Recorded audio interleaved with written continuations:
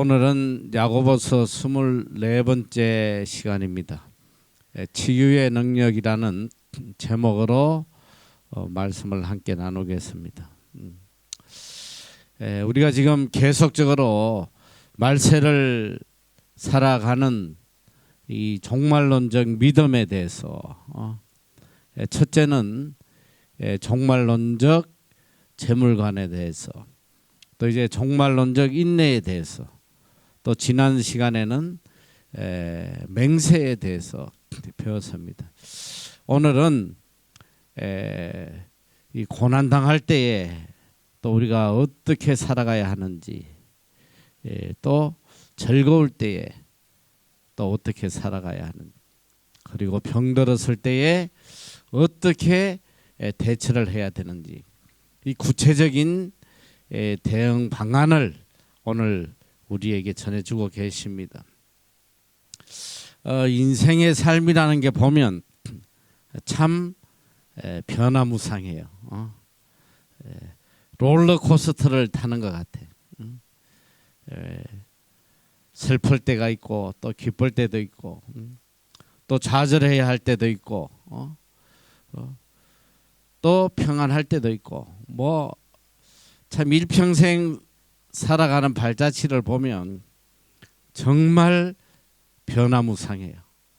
하루에도 우리의 감정이 얼마나 수십 번 수백 번 바뀌는 그런 삶을 매일 살아가고 있습니다.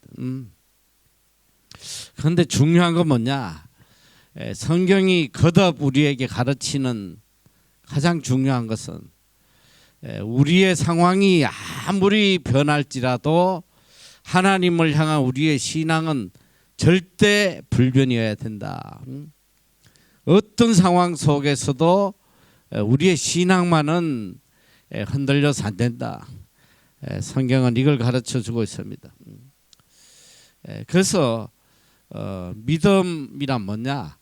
어떤 상황의 변화에도 잘 대처할 수 있는 거, 이 영적 능력을 키우는 게 이게 믿음이거든. 믿음이 좋다, 이건 다른 말로 하면 어떤 상황이 나에게 다가온다 할지라도 하나님을 향한 내 믿음이 변치 않는 거, 이것입니다. 그래서 우리가 신앙생활을 한다는 것은 이 상황에 대처하는 능력을 키워나가는, 이것이 바로 신앙 훈련하는 거예요. 여러분이 알란가 모를란가, 제가 이래봬도 공군 파일럿 출신이란 말이지. 잘 안 믿지? 파일럿은 파일럿인데 나는 지상 파일럿이었어. 하늘을 나는 파일럿이 아니고. 그래서 우리가 늘 병과를 이야기할 때 우리는 지상 파일럿이다 이래. 수송대. 땅 위에만 왔다 갔다 하는. 나도 공군 지상 파일럿 출신이에요. 공군에는 이 마우라가 있어요. 육군 촌놈들은 그런가 매는가 안 매는가 모르겠는데 이 공군들은 이 멋쟁이야. 그래서 옛날에 육군들은 그냥 이렇게 국방색 군복 하나 입고 있었는데 요즘 모르겠어 바뀌었는지. 근데 우리 때만 해도 우리 공군은 근무복이 따로 있고 외출복이 따로 있어. 외출복 나갈 때는 아주 이렇게 푸른색으로 멋진 모자도 달라요. 탁 이렇게 경찰 모자 같은 거 쓰고 이 멋쟁이야. 근데 우리가 근무할 때 항상 이렇게 마우라를 하거든. 마우라를 해요. 우리는 이렇게 파란 마우라를 해서 일반 병과들은 파란 마우라를 하는데 빨간 마우라가 있어요. 이 빨간 마우라를 하고 다니는 사람들은 바로 이 파일럿이야. 조종사들만 빨간 마우라를 하고 있어. 그래서 우리나라 가요에도 빨간 마후라는 뭐 이런 한때 엄청 유행했던 가요가 있어. 굉장히 멋지잖아, 이 조종사 하면. 사실 이 공군 안에서도 이 빨간 마우라를 하고 다니면 아주 우리가 존경스럽게 봐요. 달리 봅니다. 그래서 이 공군 참모총장 이 별자리들은 별이 되는 사람들은 거기가 다 이 파일럿 출신이야. 빨간 마오라들이 다 별을 따고 또 참모총장까지 해요. 같은 공군이라도 이게 완전히 다른 거예요. 왜 그러냐? 제가 보니까 참 빨간 마오라는 존경받아 마땅한 사람들인 것 같아. 이 비행 훈련을 이제 공군사관학교에 들어가서 봤는데 이거 조종사 하나를 키워내기까지 뭐 수억이 들어가요. 이 공군사관학교 4년을 졸업해도 뭐 조종사가 바로 되는 게 아니야. 오랜 시간이 있더라고 보니까. 기초 비행 훈련을 하고 또 중급 비행 훈련이 있고 또 이제 고급 비행 훈련을 하고 뭐 하는데 특별히 이제 저는 이 공군 항공의학연구원이라 공군 병원에 이렇게 근무했는데 거기에 보면 이 파일럿들이 매년 와서 그 신체 테스트를 하는 게 있어요. 이런 시뮬레이션 같은 그런 그러니까 이 높은 그 압력에서도 견딜 수 있는 뭐 그런 신체적인 테스트를 하는데 그게 굉장히 강도가 높단 말이지. 그래서 보면 파일럿이 됐다가도 이 신체 조건이 탈락해서 이 파란 마오라로 바뀌는 그런 사람들도 종종 있어요. 그러니까 굉장히 이 조종사 하나가 되기 위해서는 엄청난 훈련을 하는 거야. 그 상황에 대처하는.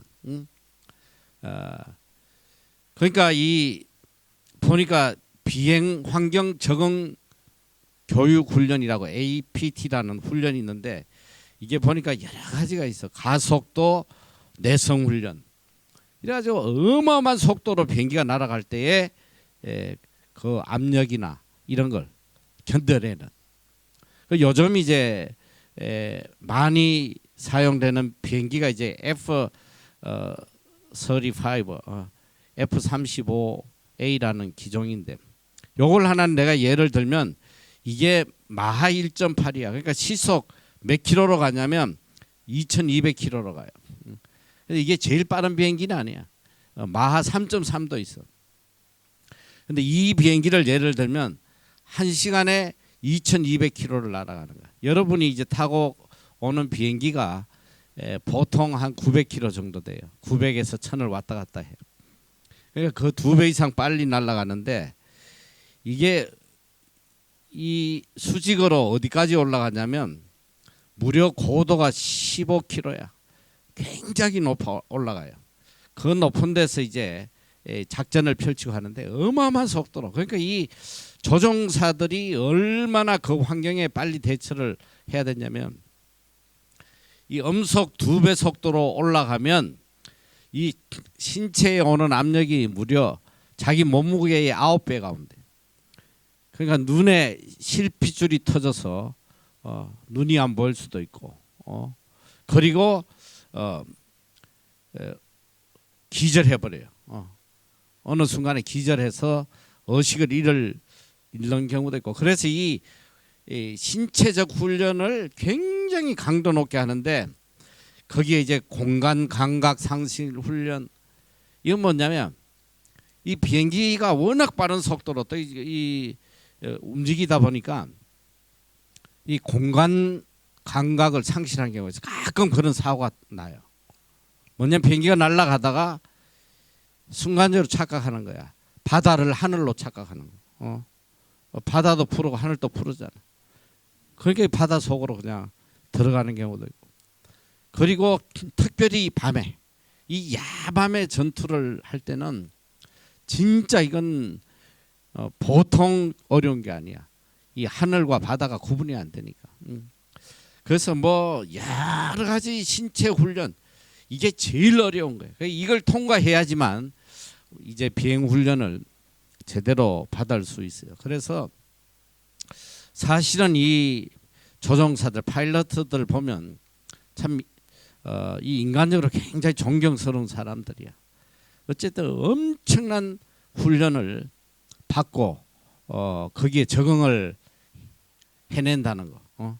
이 참 대단한 사람들이에요. 그 훈련을 다 통과하지 않으면 이건 뭐 조종사가 될 수가 없으니까. 예. 이 조종사가 하나 되려도 모든 상황에 다 대처할 수 있는 훈련을 거쳐야 된단 말이야. 야간 훈련, 주간 훈련, 고압 훈련, 저압 훈련 뭐 해가지고 이걸 다 이겨내야지만 비로소 파일럿이 될 수 있는 건데, 오늘 우리가 참된 신앙인이 되기 위해서는 이 변화무쌍한 상황 속에서, 우리에게 다가오는 이 수많은 상황 속에서 다 대처할 수 있는 그런 능력을 키워내야 돼요. 이런 능력이 없으면 이 마귀의 공격에 한 방에 그냥 녹다운이 돼버리는 거지. KO 되는 거예요. 그래서 우리가 이 신앙이라는 것은 우리에게 다가오는 여러 상황에 변함없이 하나님의 뜻에 따라서 철저하게 대응하는 훈련, 이것이 바로 우리 신앙의 훈련이다.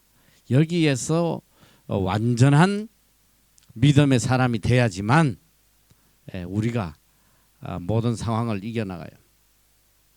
오늘 이 특별히 5장 13절 이하의 말씀은 우리에게 다가오는 이 시시각각 다른 환경에서 우리가 어떻게 대처해 나가야 하는지를 알려주는 너무나 귀한 말씀이에요.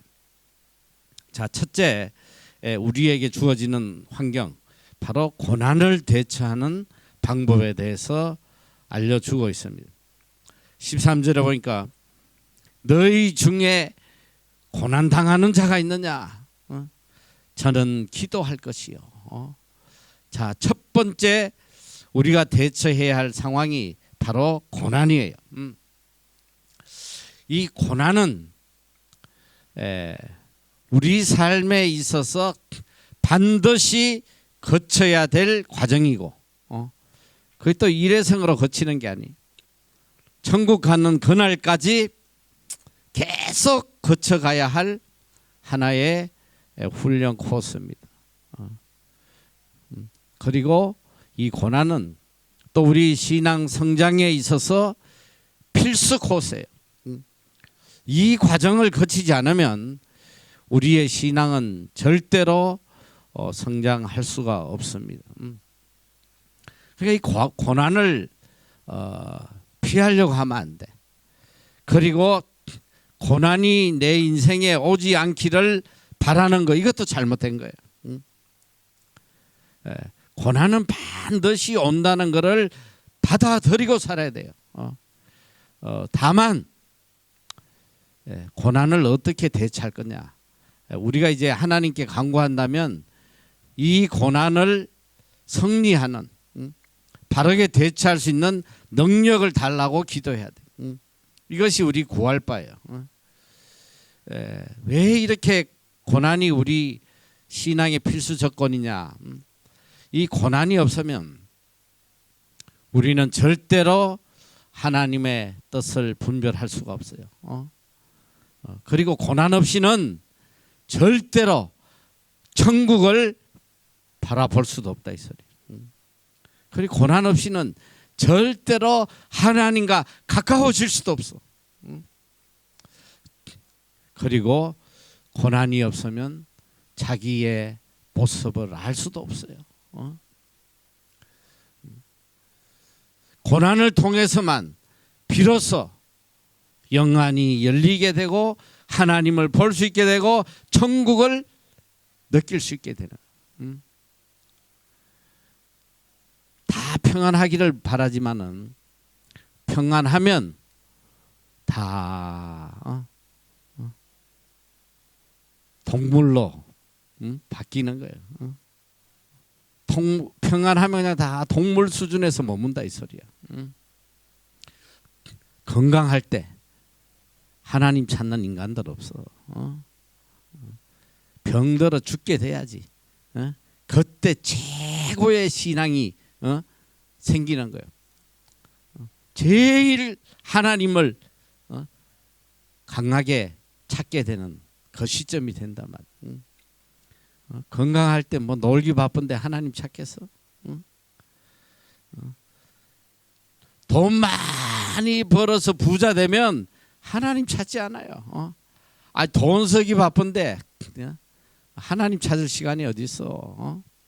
놀아야지. 성공하면 하나님 찾지 않아요. 지 잘난 맛에 그냥 지 자랑하기 바쁘고 지 내세우기 바쁜데 언제 하나님을 찾겠어? 그런데 중요한 것이 뭐냐? 이 신앙인 오늘 우리의 신앙의 가치의 기준은 천국이란 말이야. 이게 굉장히 중요한 거예요. 오늘 우리 신앙인의 생애 가치 기준은 천국이에요. 모든 것이 천국의 기준으로 맞춰져 있어야 돼.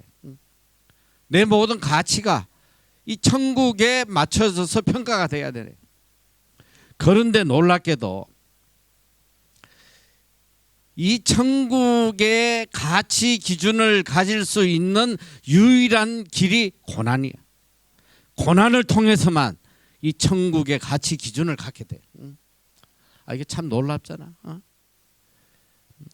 고난이 없으면 절대로 천국의 가치 기준을 갖고 살 수가 없어.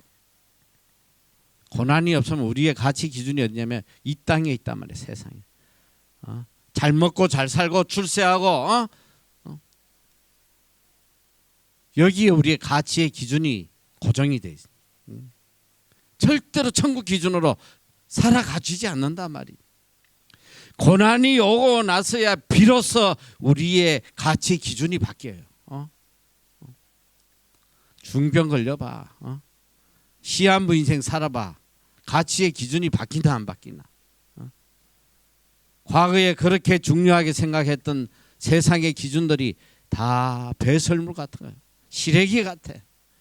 그때 가서 비로소 이게 시래기구나 이걸 깨닫는단 말이지.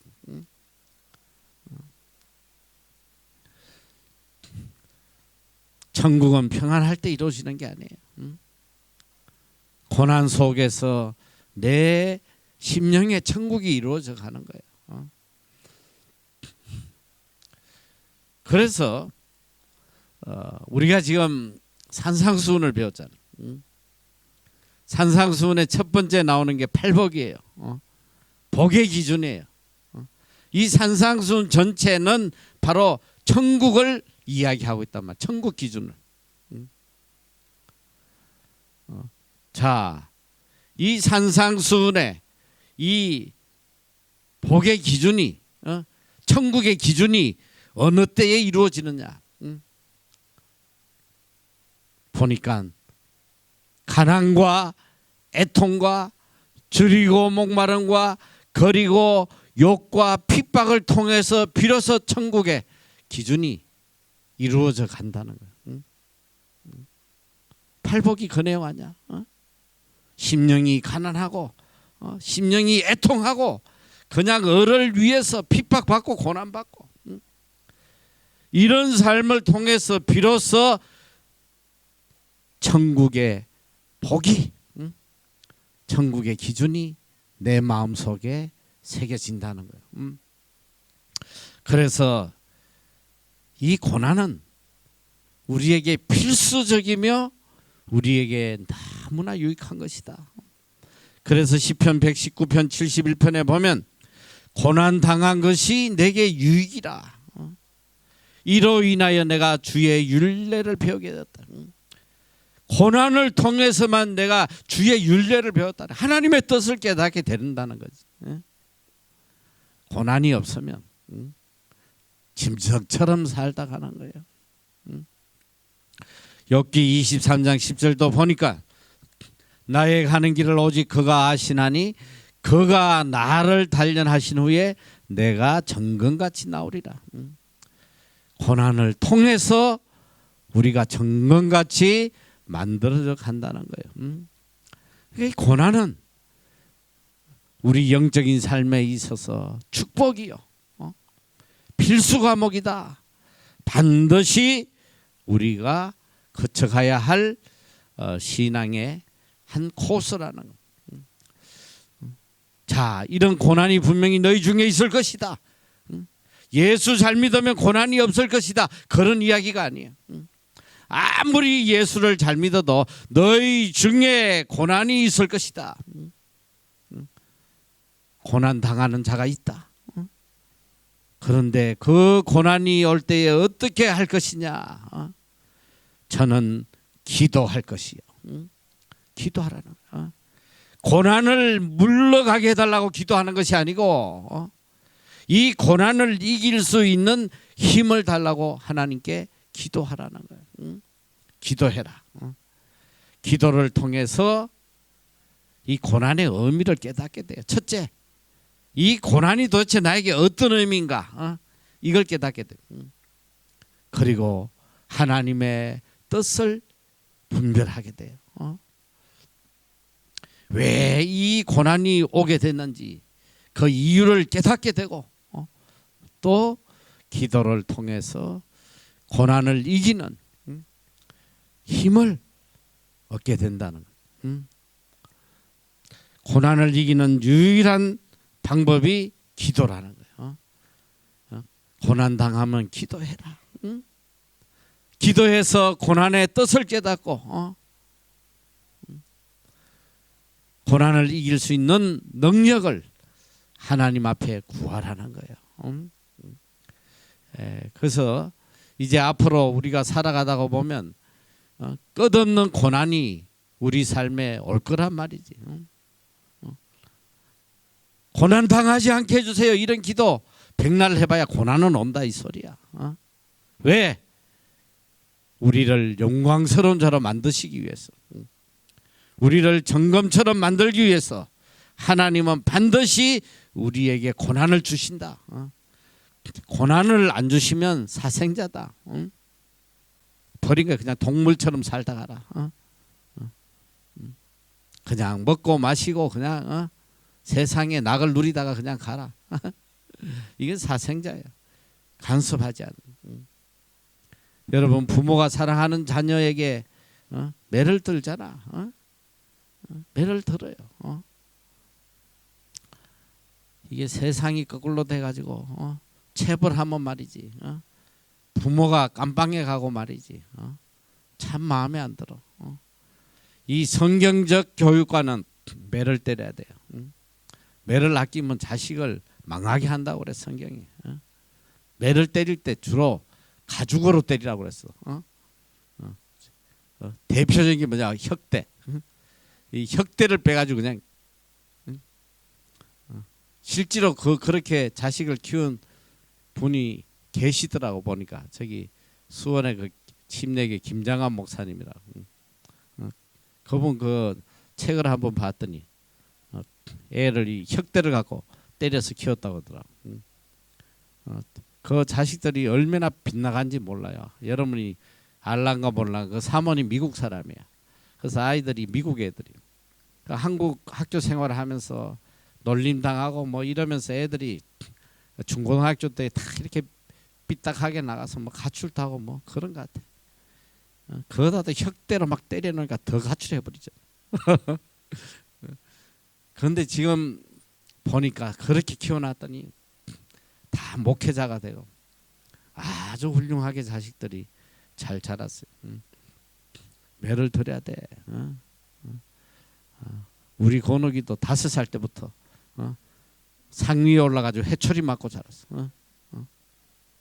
내가 기억나기는 제일 처음에 해초리를 때린 게 유치원에 갔는데 뭐가 심통이 나가지고 지네 엄마한테 막 심통 부려서 가까이 오지 말라고 막 그냥 이러더라고. 그래 와가지고 그냥 어디 엄마한테 이놈이 그냥. 내가 뭐 몇 번 때리진 않았지만 어쨌든 매로 키웠어. 자, 그 하나님께서는 하나님이 사랑하는 자는 바르게 곧게 하나님의 뜻대로 살아가도록 고난도 주시고, 이 고난이 일종의 매란 말이지. 어떻게든 바르게 곱게 자라도록. 고난이 없으면 절대로 바뀌지 않아요.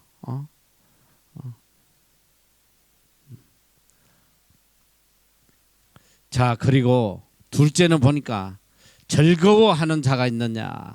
저는 찬송할지니라. 즐거워하는 자. 이 즐거워하는 자는 뭐냐면 인생의 뜻을 이루고 가장 형통한 행복한 자리에 있을 때를 이야기하는 거예요. 야, 이만하면 됐다. 드디어 내 뜻을 이뤘구나. 형통하고 평안할 때. 이때가 제일 위기라고 그랬잖아. 내가 가장 행복한 시간, 즐거운 시간에 도대체 나는 무엇을 생각하느냐 이거예요. 내 뜻을 이루고 내가 원하는 대로 모든 것이 이루어져 갈 때 제일 먼저 무엇을 생각하느냐 이 소리예요.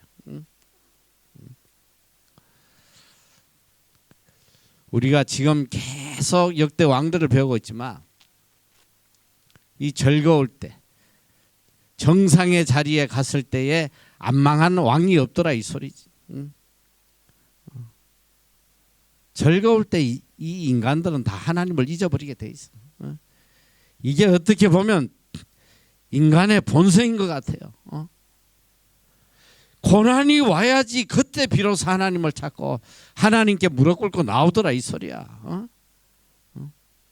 만약에 이 즐거울 때 하나님을 찬양하고 하나님께 영광 돌리고 산다면 그 인생이 얼마나 복되게 되겠어.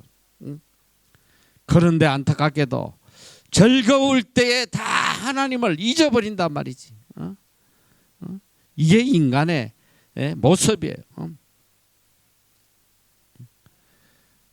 보니까 내가 지난번에도 한번 이야기했잖아. 제일 못 믿을 게 이 처녀의 믿음이라고. 처녀의 믿음. 내가 세 가지는 못 믿는다고 그랬지. 노인들 맨날 아유 빨리 죽어야지 이거. 그 다음에 이 장사한 사람 이 이문 하나도 안 남기고 준다고. 요 세 개는 새빨간 거짓말요. 이 처녀 때는 그냥 새벽기도 나오고 나는 주님하고 결혼했다 그러고 막 그냥 이러던 인간이 결혼하면 그냥 남편한테 미쳐가지고 주일날 교회도 안 나오고 말이지. 예배도 그냥 어쩌다가 한번 주일날 한번 나왔다가 인사만 하고 가고 말이지. 내가 이 결혼해가지고 이 신앙 성장하는 인간을 못 봤어요. 이게 즐거울 때에, 내가 평안할 때에, 내가 행복할 때에 더 하나님 찬양하고 더 하나님께 가까이 나가야지. 그 가정이 복을 받고 하나님 들어서실 텐데. 즐거울 때에 다 하나님과 멀어지더라 이 소리야.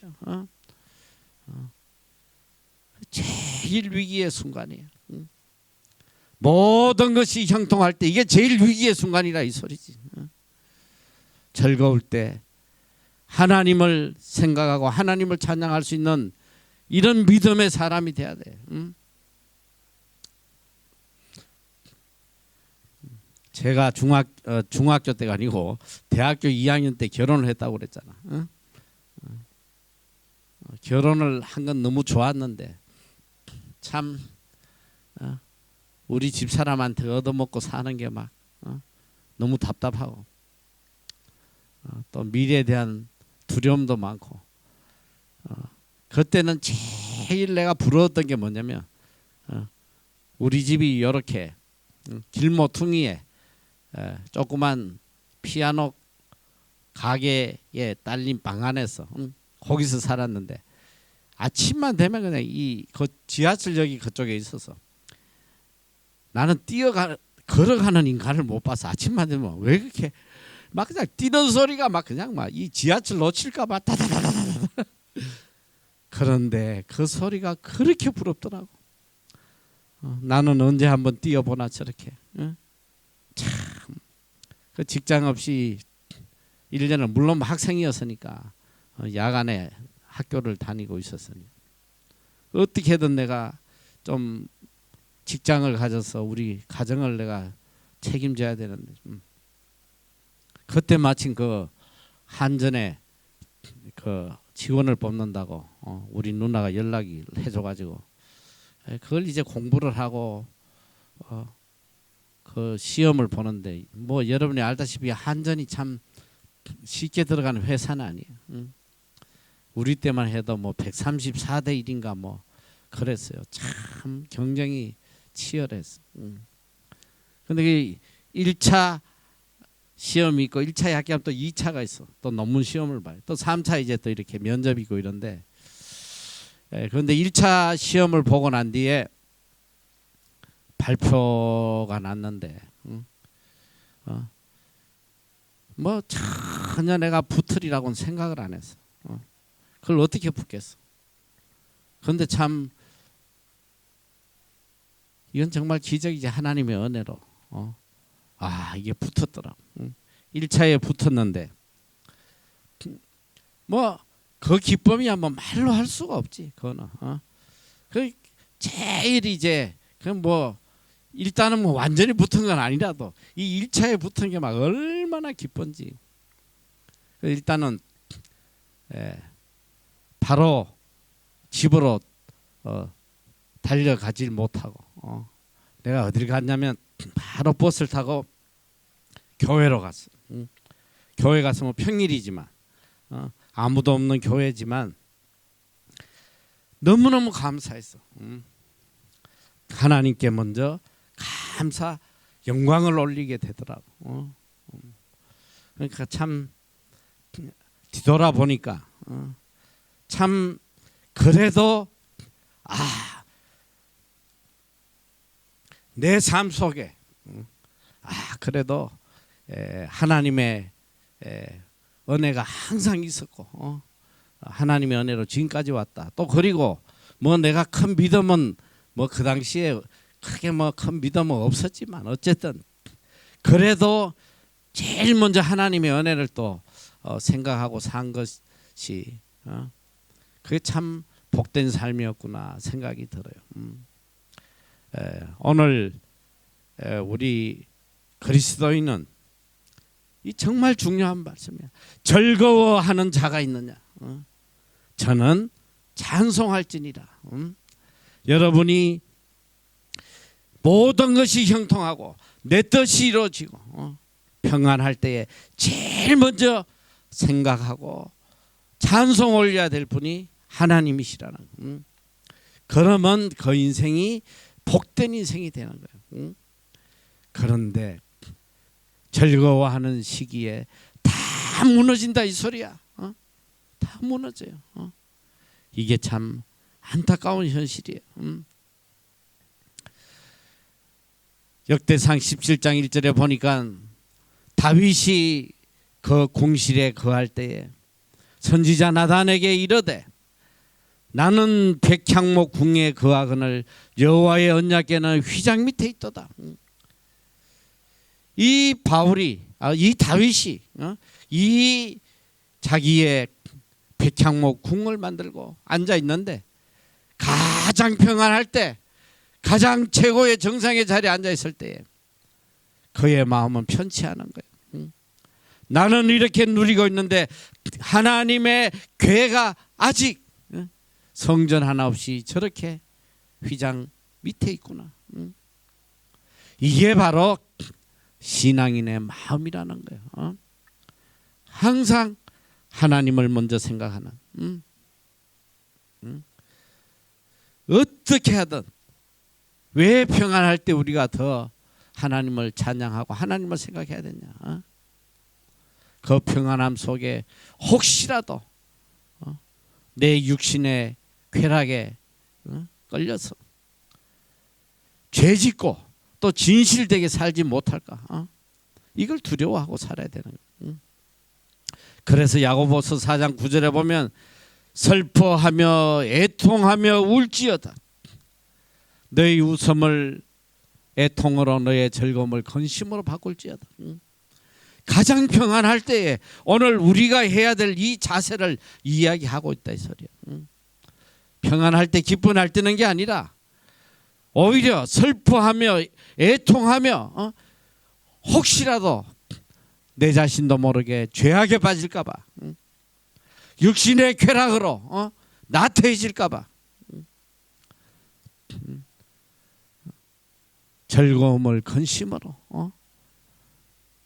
더 진실하게 살려고 발버둥 치는 그런 어려운 근심을 가지고 매일매일 살아가야 된다 이 소리. 또 셋째로는 병든 자에게 주시는 말씀이요. 병들었을 때 우리가 어떻게 대처하고 살아가야 할 것이냐. 14절에 보니까 너희 중에 병든 자가 있느냐. 저는 교회의 장로들을 청할 것이요 그들은 주의 이름으로 기름을 바르며 위하여 기도할지니라. 병든 자가 있느냐. 교회의 장로들을 청할 것이요 그들은 주의 이름으로 기름을 바르며 위하여 기도할지니라.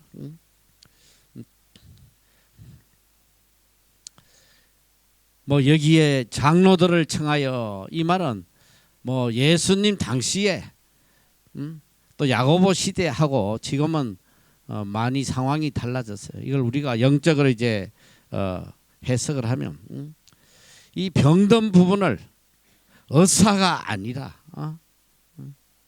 영적인 부분부터 해결을 하라는 거예요. 의술에 의지하지만 말고 먼저 하나님과의 관계에서 이 병의 문제를 해결받아라는 거예요. 하나님 중심의 신앙에서 우리가 병의 문제를 해결받아야 된다는. 이 병은 뭐냐? 병은 단순한 육체의 문제가 아니라 이 병에는 반드시 하나님과의 관계의 문제, 영적인 문제가 함께 포함되어 있다는 거. 이걸 우리가 잊어서는 안 돼요. 모든 병에는 하나님이 주시는 메시지가 있어요. 이거 굉장히 중요한 거예요. 왜 우리 몸에 병이 생기냐?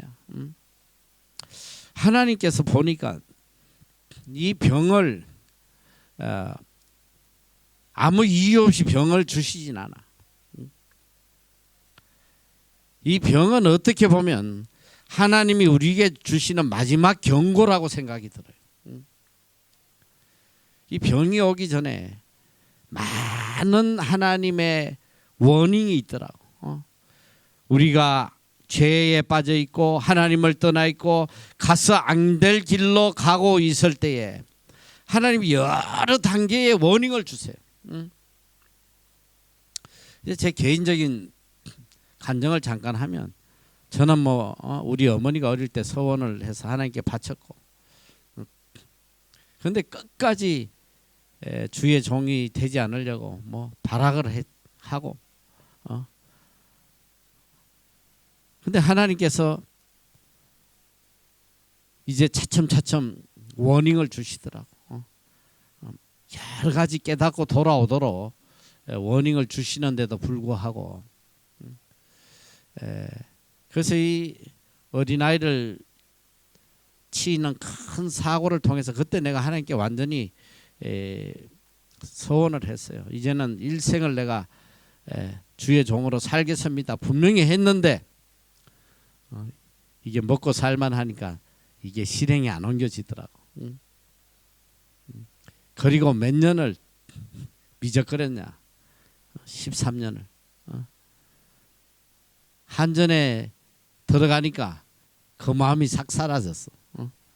아유, 좋은 직장에 뭐 잘 먹고 잘 사는데 야 어떻게 또 이 나이에 신학을 하고 개척을 하고 밥을 굶고 생각도 하기 싫은 거야. 그리고 무려 13년을 그냥 하나님 눈치만 보면서 뭐 그렇다고 13년이 행복하진 않았어. 눈치 보느라고. 늘 불안했어. 내가 오긴 올 텐데 언제 때리실라나. 항상 두려웠어. 이야, 근데 하나님께서 그냥 박살을 내놓으시더라고. 무릎이 그냥 박살이 나가지고. 하나님이 이렇게 병을 주시고 장애를 주시고 육체의 어떤 어려움을 주실 때는 그 병 속에 하나님의 메시지가 있단 말이야. 무엇 때문에, 무슨 이유로, 무엇을 원하셔서 이 병을 주는지, 이걸 우리가 먼저 깨달아야 돼. 이게 제일 우선이야. 그러니까 병원에 가서 물론 치료도 받아야 되지만 그 전에 내가 왜 이런 병이 걸렸는지를 하나님과의 관계에서 깊이 한번 뒤돌아봐야 돼. 이게 제일 중요한 거예요. 하나님은 병을 통해서 나의 죄성을 깨닫게 하신단 말이에요. 14절에 보니까 그들은 주의 이름으로 기름을 바르며 위하여 기도할지니라. 구체적으로 이 병고침에 대한 내용을 이야기하고 있습니다. 첫째 여기 보니까 기름을 바르며 기도해라. 기름을 바르며 기도해라. 이 기름에는 두 가지의 의미가 있어요. 이 성례적인 의미, 영적인 의미가 있고, 그 다음에 이 의학적인 의미가 있어요. 치료적인 의미가 있어요. 실제로 이 기름은, 여기 성경에 나온 이 기름은 엘라이오라는 단어인데, 이것은 올리브 기름을 이야기하는 치유용, 이 기름을 바름으로써 상처를 낫게 하고 치료 용도로 쓰이는 기름입니다. 그런데 여기 이제 바르며라는 것은 알레이프 산테스라는 단어인데, 기름을 바르면서 이렇게 문질러 주는 걸 이야기하는데, 여기에 상당히 어술적인, 어려적인 치료 방법의 의미가 들어있어요. 자, 여기 보면 이게 주의 이름으로 기름을 바르며 위하여 기도할지라, 여기에는 두 가지 복합적인 이유가 다 들어있어. 기름을 바르면서 어떤 의학적인 치료의 방법을 행한다고 해서 이게 치료가 되는 게 아니에요. 거기에는 조건이 있어. 그게 뭐냐면 주의 이름으로, 반드시 주의 이름으로 해야 돼. 영적인 치료의 역사가 있어야 된다, 이 소리예요. 그래서 오늘 이 말씀에는 우리가 병이 들면 반드시 또 병원에 가서 치료를 받아야 되고, 이런 치료적인 의미가 포함되어 있고, 또 그거보다 중요한 것은 영적인 면, 주님과 나와의 관계에서 해결돼야 될 중요한 이런 방법이 여기에 들어있다. 주의 이름으로. 자, 그리고 15절에 보면 더 구체적으로 이야기를 하고 있습니다. 자, 믿음의 기도는 병든 자를 구원하리니, 잘 보란 말이야. 주께서 저를 일으키시리라. 혹시 죄를 범하였을지라도 사심을 얻으리라. 이 굉장히 중요한 것이야. 결국은 이 병든 자는 어떻게 치료받느냐? 첫째는 믿음의 기도로 치료받는다 해서, 믿음의 기도. 믿음의 기도로 치료를 받는다. 그리고 그 뒤에 이어지는 말씀이 혹시 죄를 범하였을지라도 사심을 얻으리라. 자, 이 병고침에는 죄사함과 연결이 돼 있어. 중요한 게 뭐냐면 우리의 모든 병의 원인이 다 죄 때문이다, 이렇게 이야기할 수는 없지만 많은 병의 원인이 죄와 관련되어 있다는 거, 이걸 우리가 잊어서는 안 돼요. 병의 치료에는 반드시 죄사함의 치료함이 따라야 된다는 거. 그래서 믿음의 기도는 육신의 병과 영혼의 병, 이 죄사함, 이걸 함께 치료해주는 놀라운 역사가 믿음의 기도 안에는 있다. 믿음의 기도는 병든 자를 구원한다. 그런데 여기 이제 놀라운 게 뭐냐면, 자, 믿음의 기도는 병든 자를 구원하리니, 이 구원하리니라는 단어가 헬라어로 소세이라는 단어인데, 이것은 뭐냐면 육체의 병을 치료해 준다는 뜻이에요. 그러니까 믿음의 기도로 육체의 병을 치료받는다.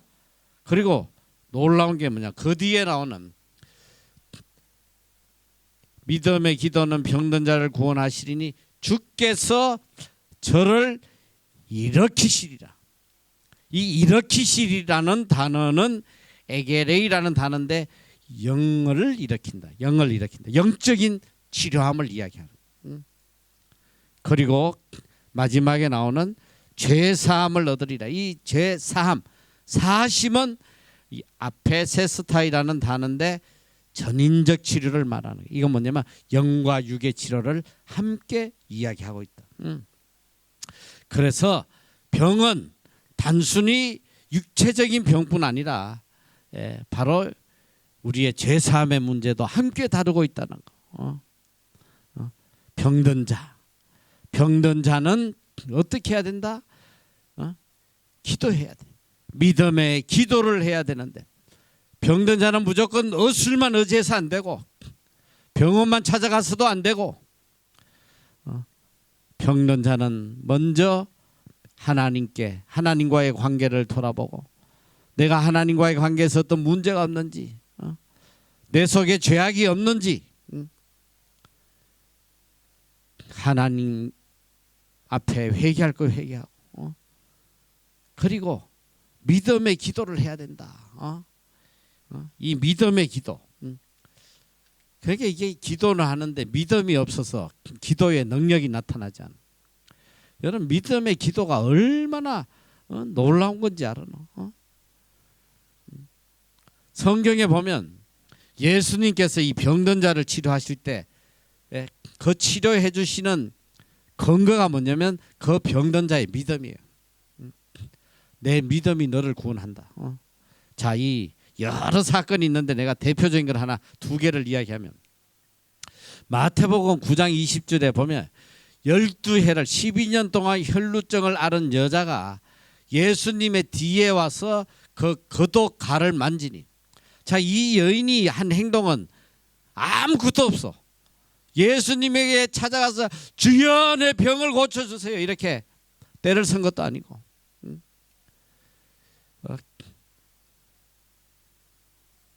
어떤 주님에게 이 뭐 안수를 받은 것도 아니고 그런데 이 여자 한 건 뭐냐면 몰래 가가지고 혹시나 들킬까 봐 몰래 가서 예수님의 옷자락을 만졌다 이 소리야. 이 여자의 이 행동에 놀라운 게 뭐냐면 이 여인은 내가 저 예수 그리스도의 옷자락만 만져도 내 병을 나을 수 있겠다라는 믿음이 있은 거야. 이 대단한 믿음 아니야? 이건 곧 다른 말로 뭐냐면 저 예수 그리스도 저분만이 내 병을 고쳐줄 수 있는 분이다. 내가 어떻게 이 죄 많은 여자가 예수님 앞에 감히 나가서 안수해달라 병 고쳐달라 말하겠나?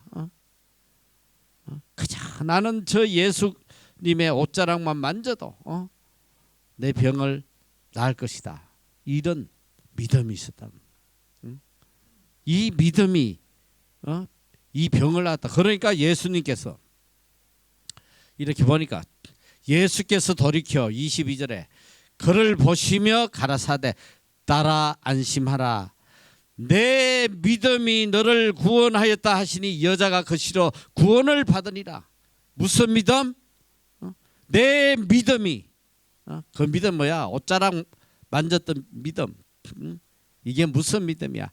예수님만이 나를 낫게 하신다는 그 믿음. 이 믿음의 기도가 역사를 일으키는 거예요. 역사를. 그리고 마태복음 9장 28절에도 보니까 예수님께서 어느 집에 가서 이 소경을 만나게 되는데 소경에게 내가 능히 이 일 할 줄을 믿는 자 물으니까 소경이 주여 그러하오이다. 주님은 내 눈을 뜨게 하실 수 있는 분인 줄 믿습니다. 이에 예수께서 저의 눈을 만지시며 가라사대 너희 믿음대로 되라 하신대. 믿음대로 되라. 만약에 이 소경이 아이 뭘 고치겠어 이랬다면 이건 눈 못 뜨는 거예요. 믿음대로 내 믿음대로 될 것이다. 앞으로 병 걸리면 어떻게 해야 된다? 믿음의 기도를 해야 돼. 그리고 더 중요한 건 뭐냐? 하나님과의 관계에서 하나님이 나에게 병을 주신 이 메시지를 깨닫고 하나님과의 관계를 먼저 바로 잡아야 된다. 영적인 문제를 바로 잡고 그 다음에 믿음의 기도로 하나님께 매달릴 때에 하나님께서 내 영과 육을 소승케 하시고 온전케 해주신다. 이 방법을 우리에게 알려주고 계시는 거예요. 자, 그래서 우리가 이제 말세를 살아가는 우리가 대처해야 될 이 상황 대처법, 이걸 가슴에 일평생 새기란 말이야. 첫째는 고난이 올 때에 하나님께 기도하고 매달리고 고난의 의미를 깨닫고 이 고난에서 승리하고 더 한 단계 업그레이드 되는 기도하며 하나님의 뜻과 지혜를 구하라는. 둘째는 즐거울 때, 내 인생이 형통하고 평안할 때에 오히려 더 하나님 생각하고 하나님께 영광 돌리고 하나님께 찬송하는, 이렇게 살아야 된다. 그리고 셋째, 병 들었을 때에 믿음의 기도로 들려주시는 병의 의미를 깨닫고 회개할 거 회개하고 믿음의 기도로 하나님께 나아갈 때 하나님께서 영과 육을 새롭게 일으켜 주신다는 이 믿음 가지고 늘 승리하며 살아가는 여러분 되시기를 축원합니다. 기도하겠습니다. 사랑의 하나님,